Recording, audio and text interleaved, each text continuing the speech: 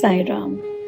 Om Sai Namo Namah. Shri Sai Namo Namah.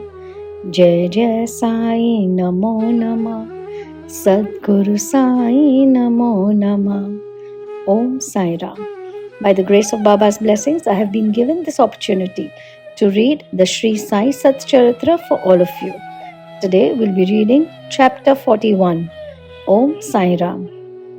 Chapter 41. Story of the picture, stealing the rags and reading of Dhyaneshwari.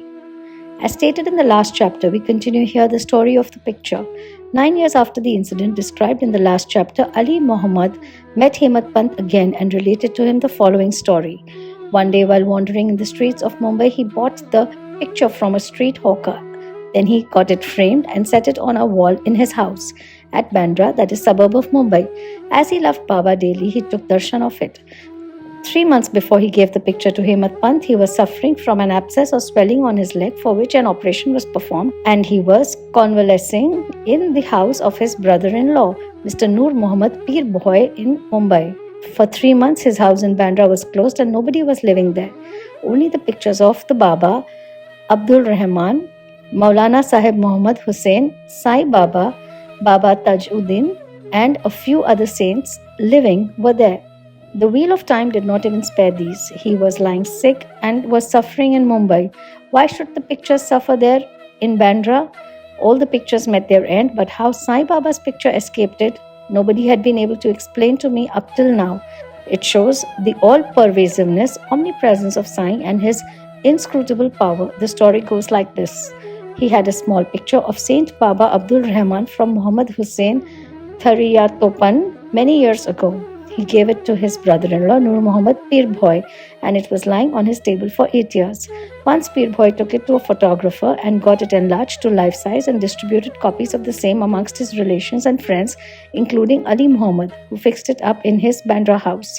Noor Muhammad was a disciple of Saint Abdul Rahman, and when he went to present the picture to his guru in an open darbar held by him, the guru got wild and ran to beat him and drove him out. He felt sorry and dejected.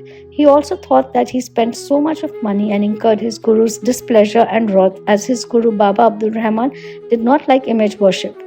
He took the enlarged picture of Baba Rahman with him to Apollo Bandar, and after hiring a boat, took it and immersed it in the sea.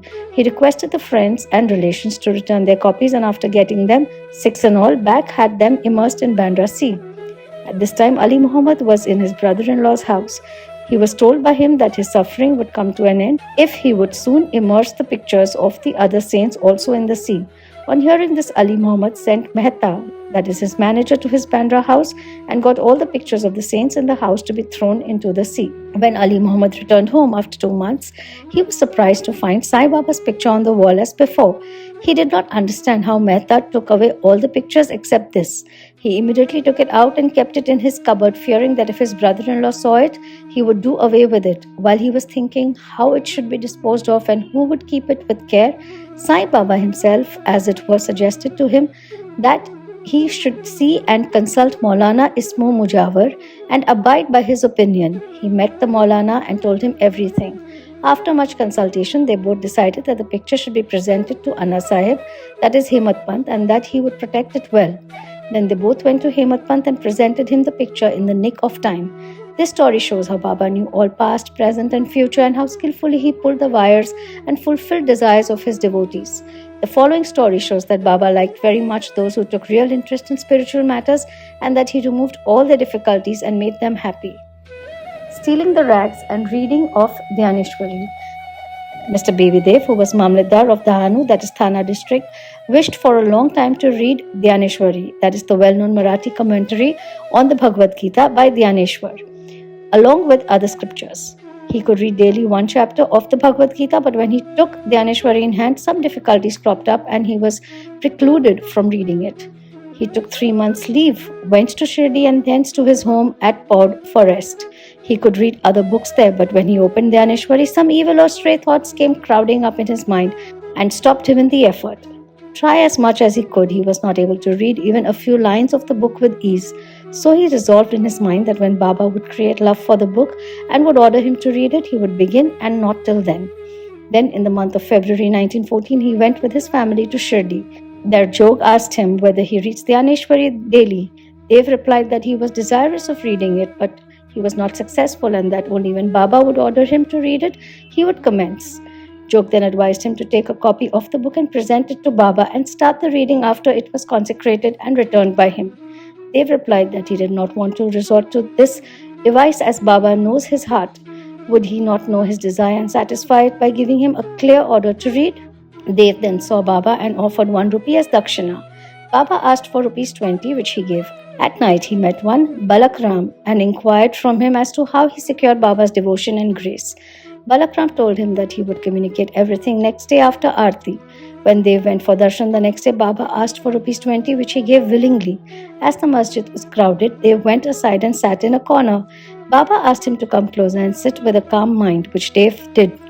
Then after the noon Aarti was over and the men dispersed, Dev saw Balakram again and asked him his previous experiences, what Baba told him and how he was taught meditation. While Balakram was going to reply, Baba sent one Chandru, a leper devotee, to call Dev to him. When they went to Baba, the latter asked him with whom and what he was talking.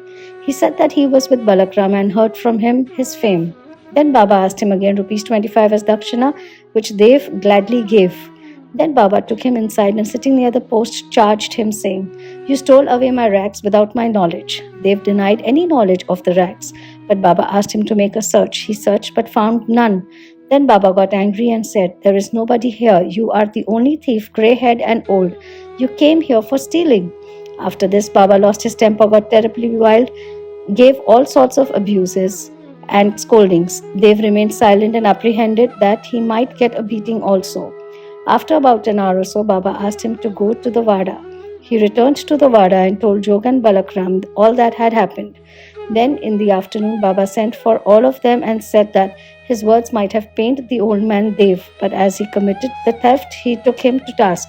Then Baba asked again for rupees 12. Dev collected the amount, paid it and prostrated himself before him. Then Baba said to him, "Go on reading the Pothi Dhaneshwari daily. Go and sit in the Vada, read regularly every day, and while reading, explain the portion read to all with love and devotion. I am sitting here ready to give you the whole gold-embroidered shela, that is valuable shawl. Then why go to others to steal rags? And why should you get into the habit of stealing?" Dev was much pleased to hear the words of Baba, for he directly asked him to start reading Pothi Dhaneshwari. He thought that he got what he wanted and that he could read the book with ease thenceforth.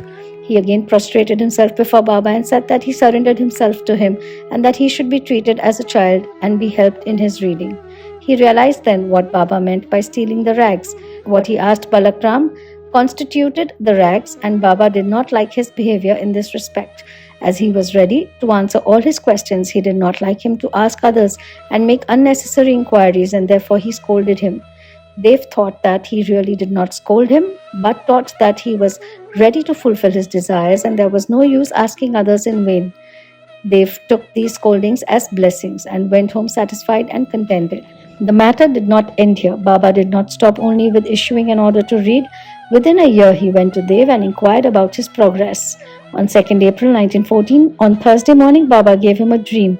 He sat on the upper floor and asked him whether he understood the Pothi. "No," answered Dev. Baba said, "Then when are you going to understand?" Dev burst into tears and said, "Unless you shower your grace, the reading is mere burden and the understanding is still more difficult." Baba told, "While reading, you make haste. Read it before me in my presence."